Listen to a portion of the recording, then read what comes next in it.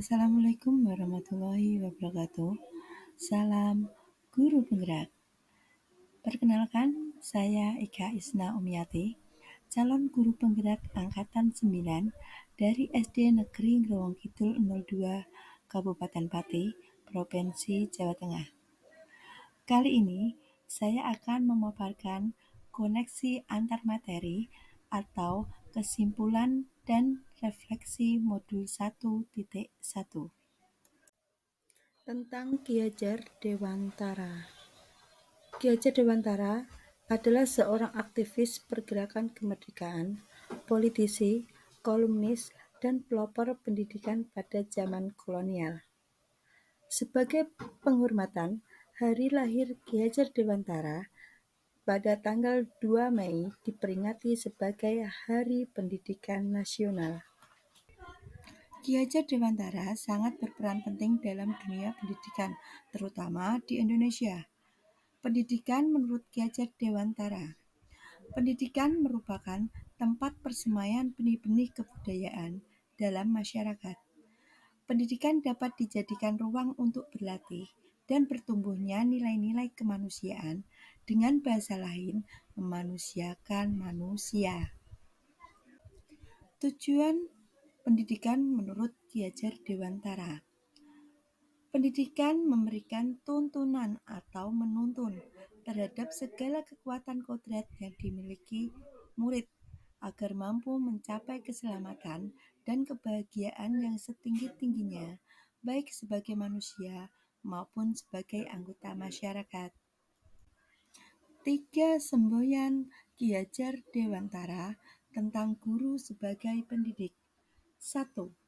Ing ngarsa sung tulodo, artinya di depan memberi contoh. Guru harus memberi contoh dan panutan yang baik bagi muridnya. Kedua, ing madya mangun karso, artinya di tengah membangun semangat. Guru membangkitkan semangat muridnya untuk memberikan ide dan gagasannya. 3. Tutwuri handayani, artinya di belakang memberi dorongan. Guru memberi dorongan dan motivasi kepada muridnya. Semboyan tersebut mengajarkan banyak hal terkait pendidikan dan pengajaran, yaitu pendidikan budi pekerti, pengajaran yang merdeka, dan pembelajaran yang menempatkan murid sebagai subjek pendidikan. Pemikiran Ki Hajar Dewantara, yaitu pendidikan harus berpusat pada murid. Di sini, pendidik diharapkan untuk menerapkan 1. Pendidikan yang menuntun. 2. Pendidikan yang sesuai kodrat alam dan kodrat zaman. 3. Pendidikan budi pekerti. Pendidikan yang menuntun. Pada dasarnya, murid terlahir sebagai kertas yang bergaris samar-samar. Di sini, pendidik menuntun kodrat pada murid sehingga mencapai keselamatan dan kebahagiaan yang setinggi-tingginya sebagai manusia maupun sebagai anggota masyarakat. Kemudian, pendidik berperan sebagai penuntun. Penuntun diibaratkan sebagai petani yang harus memiliki banyak cara, bersabar, dan ikhlas untuk memenuhi kodrat tumbuh kembang muridnya. Pendidikan yang sesuai kodrat alam dan kodrat zaman. Penjabaran dari kodrat alam dan kodrat zaman adalah: kodrat alam. Pendidikan harus sesuai dengan lingkungan tempat tinggal dan kearifan lokal budaya daerah asal murid. Kodrat zaman.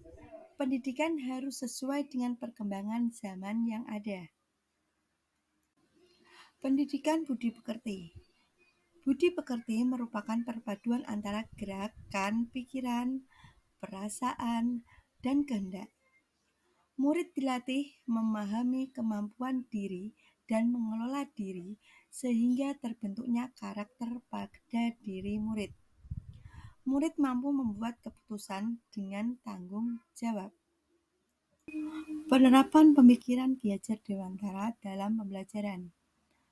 Pembelajaran menuntun dapat diterapkan dengan cara memberikan kemerdekaan belajar kepada murid. Guru di sini hanya mengarahkan murid saja. Menuntun murid berpikir kritis, kreatif, dan inovatif, serta menuntun murid untuk mandiri.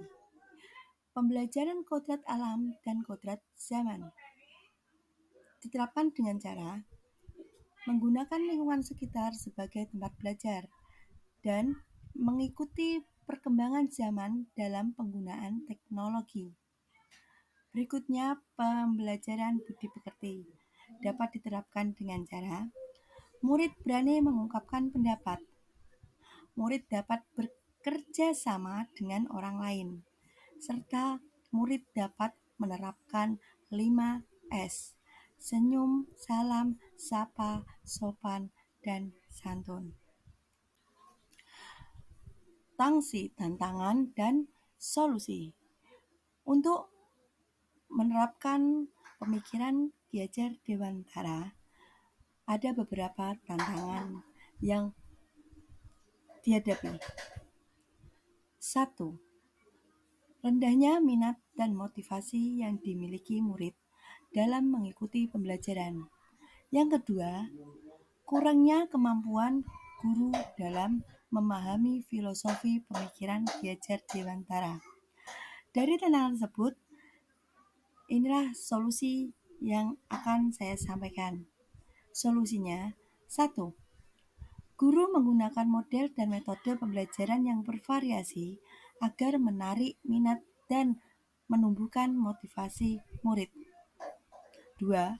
Guru membimbing dan mengarahkan serta memberikan contoh kepada muridnya. 3. Guru mengikuti kegiatan pengembangan diri untuk memahami filosofi pemikiran Ki Hajar Dewantara. Perubahan yang terjadi pada saya sebelum dan setelah mempelajari modul 1.1 adalah dari pengetahuan awal saya, murid terlahir sebagai kertas putih yang harus dibentuk melalui pendidikan dan pembiasaan. Namun, setelah mempelajari modul 1.1, ternyata murid terlahir sebagai kertas yang bergaris samar-samar. Sehingga dalam pendidikan, murid hanya dituntun untuk mengembangkan minat dan bakat yang dimilikinya.